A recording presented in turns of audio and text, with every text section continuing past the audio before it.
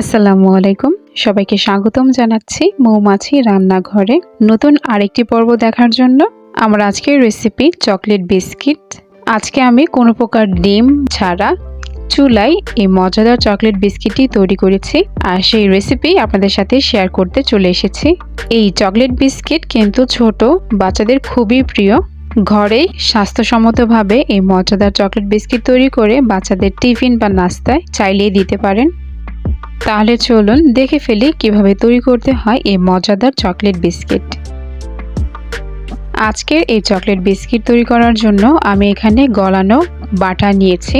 এখানে আমি half cup পরিমাণ বাটার নিয়েছি। আপনারা এখানে বাটারের পরিবর্তে সাধারণ রান্নার তেল বা ডালডাও ব্যবহার করতে পারেন, তবে পরিমাণটা কিন্তু হাফ কাপই দিতে হবে। এরপর আমি এখানে দিয়ে দিচ্ছি 1/3 কাপের আইসিং সুগার। ঘরে থাকা সাধারণ চিনি ব্লেন্ড করে আপনারা এই আইসিং সুগারটা তৈরি করতে পারবেন, আর অবশ্যই ব্যবহার করার পূর্বে খুব ভালো করে চেলে নিতে হবে। এবার আমি গলানো বাটারের সাথে চিনিটাকে খুব ভালো করে মিশিয়ে নিচ্ছি। মেশানো হয়ে গিয়েছে। এখন আমি এখানে 1 চামচ চকলেট এসেন্স ব্যবহার করছি। আপনারা চাইলে এখানে চকলেট ইমালশনও ব্যবহার করতে পারেন অথবা ভ্যানিলা এসেন্সও ব্যবহার করতে পারবেন। তো এই তিনটে উপকরণ আমি এখন খুব ভালো করে মিশিয়ে নিচ্ছি। এবার আমি একটা চালনি নিয়ে নিয়েছি, আর এর মাঝে আমি দিয়ে দিচ্ছি 3/4 কাপ পরিমাণ ময়দা। 1 কাপের সামান্য একটু কম ময়দা আমি এখানে দিয়েছি। আর এখানে আমি দিয়ে দিচ্ছি 1/4 কাপ কোকো পাউডার।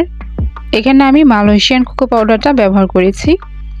আর সাথে দিয়ে দিচ্ছি বেকিং পাউডার হাফ চা চামচ। এখানে আপনারা বেকিং পাউডারের পরিবর্তে বেকিং সোডাও ব্যবহার করতে পারেন, তবে সেক্ষেত্রে 1/4 চা চামচ দিতে হবে। আর আমি দিয়ে দিচ্ছি সামান্য কিছুটা লবণ।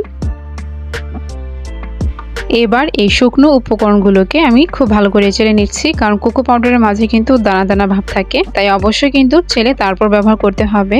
সবগুলো উপকরণ আমি খুব ভালো করে এখন হাত দিয়ে মিশিয়ে নিব। আর এই মিশ্রণটা তৈরি করতে কিন্তু খুবই কম সময় লাগে। খুব ভালো করে সবকিছু আমি মিশিয়ে নিচ্ছি। সবকিছু আমার মেশানো হয়ে গিয়েছে। আপনারা দেখতে পাচ্ছেন যখন আমি গোলা করে একটা শেপ দিচ্ছি, খুব সুন্দর শেপ ধারণ করছে। এবার আমি টেবিল চামচের মাপ নিয়ে বিস্কুটগুলো তৈরি করে নিচ্ছি, এতে করে প্রত্যেকটা বিস্কিট একই সাইজের হবে। তো এভাবে আমি আগে গোল করে নিচ্ছি, তারপর 2 হাতের তালু দিয়ে খুব ভালো করে সার্কেলের মতো করে নিয়ে একটা চাপ দিয়ে দিচ্ছি। খুব সহজভাবেই বিস্কিটটা তৈরি হয়ে গেল। এভাবে আমি বাকি সবগুলো বিস্কিট তৈরি করে নিব।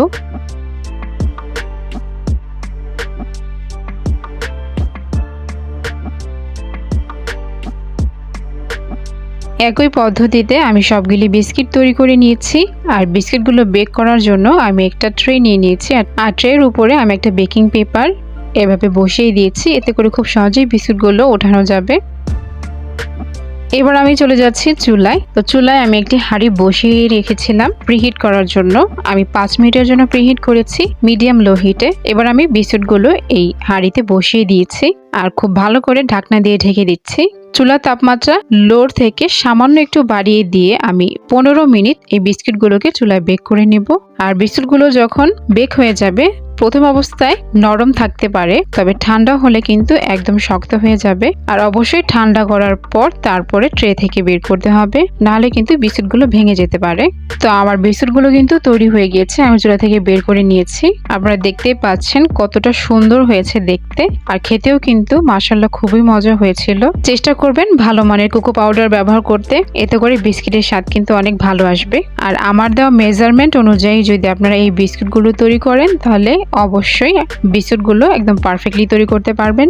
আমি একটা চকলেট বিস্কিট আপনাদের ভেঙে দেখাচ্ছি ভেতরটা কেমন হয়েছে।